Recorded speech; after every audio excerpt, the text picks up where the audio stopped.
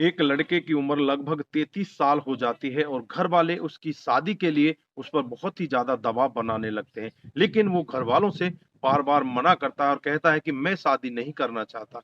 उसके बाद उसे एक बाबा के पास ले जाया जाता है और बाबा उसे 1 महीने की कुछ दवाइयाँ देता है और दवाइयाँ लेने के बाद वो लड़का भी राज़ी हो जाता है और शादी करके जैसे ही दुल्हन उसके पास आती है और पहली ही रात को वहाँ पर होता है कुछ ऐसा कि दुल्हन को मौत के घाट उतार दिया जाता है। तो दोस्तों ऐसा वहाँ पर क्या हुआ जो दुल्हन को मौत के घाट उतार दिया जाता है? आप भी अगर पूरा मामला सुनेंगे तो आपके पैरों तले ज़मीन खिसक जाएगी। आइए दोस्तों जानते हैं पूरा मामला क्या था। नमस्कार, जय हिंद आप देख रहे हैं एपीएच न्यूज़ राहुल रावत के साथ। तो दोस्तों आज की जो मैं हकीकत की घटना आपको बताने जा रहा हूँ, राजस्थान के एक गाँव की घटना है। यहाँ पर सत्य प्रकाश नाम का एक व्यक्ति जो कि पेशे से मज़दूर होता है, जिसकी उम्र लगभग 33 साल होती है। अपने 2 छोटे भाई और माता-पिता के साथ घर में बड़े अच्छे से रहता है। अब घरवाले उसकी शादी के लिए उससे कहने लगते हैं, लेकिन घरवालों से वो शादी के लिए मना कर देता है और कहता है कि मैं शादी नहीं करना चाहता,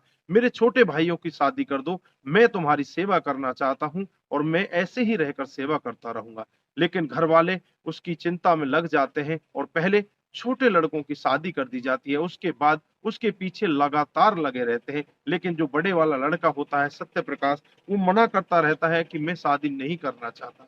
फिर एक दिन का वाक़या होता है जब सत्य प्रकाश एक नज़दीक में ही रहने वाले एक बाबा के पास पहुँच जाता है और उसको बताता है कि मैं नपुंसक हूँ, मैं शादी नहीं करना चाहता लेकिन मेरे घरवाले मेरी ज़बरदस्ती शादी कराना चाहते हैं। मैं क्या करूँ? मुझे मार्गदर्शन कीजिए, मैं कैसे करूँ? कैसे अपने घरवालों को समझाऊँ? फिर वो बाबा उससे कहता है कि तुम्हें इस चीज़ की डरने की क्या ज़रूरत है? इसकी तो मेरे पास बहुत ही पेटेंट दवाई है। अगर तुम दवाई लोगे और 1 महीने का कोर्स करोगे तो तुम बिल्कुल मर्द हो जाओगे और तुम अच्छे से शादी कर पाओगे। उसके लिए फिर वो बाबा से दवाई लेने लगता है और 1 महीने तक लगातार दवाई लेता है और दवाई लेने के बाद जब उसके घरवाले उससे शादी के लिए बोलते हैं, तो वो भी राज़ी हो जाता है और धूम-धाम से एक डेट फिक्स करके उसकी शादी तय कर दी जाती है और दुल्हन अपने घर पर आ जाती है। दुल्हन जैसे ही घर पर आती है, पूरी रीति-रिवाज के साथ दुल्हन का स्वागत किया जाता है। उसके बाद दुल्हन पहली रात को अपने पति के कमरे में पहुँचती है,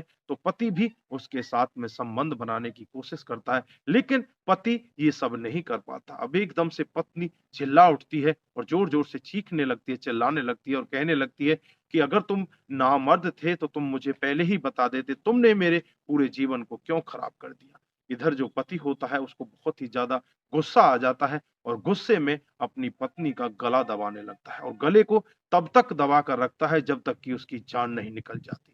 उसे मारने के बाद वो वहाँ से भागता नहीं है, उसी बेड पर बैठ जाता है और सोचने लगता है और वहीं पर बैठा-बैठा उसकी कब आँखें लग जाती हैं उसे भी नहीं मालूम होता।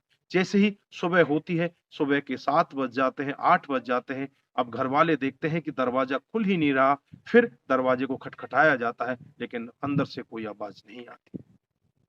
घर वाले बहुत ही ज़्यादा परेशान हो जाते हैं और परेशान होकर दरवाजे को तोड़ डालते हैं, तो देखते हैं अंदर का जो नज़ारा देखते हैं, उनकी आँखें फटी की फटी रह जाती हैं। अंदर बेड पर जो उनकी नई नवेली दुल्हन घर में आई थी, वो मृत अवस्था में पड़ी हुई है और उसी के बगल में उसका बेटा बैठा हुआ है, जो कि सुनसान बैठा हुआ है। जब बेटे से वो पूछताछ करने लगते हैं, तो बेटा घरवालों को धक्का मारकर वहाँ से भाग जा मामले का पता अड़ोसी-पड़ोसियों को लग जाता है। जैसे ही वहाँ पर अड़ोसी-पड़ोसी इकट्ठा होते हैं, तुरंत ही पुलिस को फ़ोन किया जाता है और नज़दीकी थाने की पुलिस वहाँ पर पहुँच जाती है और डेड बॉडी को अपने कब्ज़े में लेकर उस व्यक्ति की तलाश करने लगती है, जो नया नवेला दूल्हा बनकर आया था, जिसका नाम सत्य प्रकाश होता है। लगभग 35 से 40 मिनट के बीच में ही उस सत्य प्रकाश को गिरफ्तार कर लिया जाता है और गिरफ्तार करके जब उससे पूछताछ की जाती है, तो एक बहुत ही चौंकाने वाला खुलासा करता है। वो कहता है कि साहब, मैं अपने घरवालों से काफ़ी मना करता था कि मैं शादी नहीं करना चाहता। मेरे घरवाले मेरी ज़बरदस्ती शादी करा देते हैं। मैं इनसे बाबा के पास भी जाता हूँ और बाबा मेरे को दबा देता है और वो कहता है कि तू अब मर्द बन चुका है, तू शादी आराम से कर ले। लेकिन जब मैं पहली रात को अपनी पत्नी के पास जाता हूँ, तो मैं उसके साथ संबंध नहीं बना पाता। मेरी पत्नी मुझे नपुंसक, नामर्द कहती है, तो मुझे बहुत ज़्यादा गुस्सा आता है। मुझे लगता है कि पूरे जहाँ में मेरी बदनामी हो जाएगी, इसलिए क्यों ना इसको ही रास्ते से हटा दिया जाए और फिर मैं उसके गले को तब तक दबा कर रखता हूँ, जब तक कि उसकी मौत नहीं। तो दोस्तों, पुलिस तुरंत ही हरकत में आ जाती है और सत्य प्रकाश को अपनी गिरफ्त में लेकर उसे जेल में भेज देती है। लेकिन यहाँ पर बहुत बड़े सवाल, यहाँ पर घरवालों की भी बहुत बड़ी कमी देखने को मिलती है। जब घरवालों को पता था कि तुम्हारा बच्चा नामर्द है, तो इसकी शादी क्यों करनी है?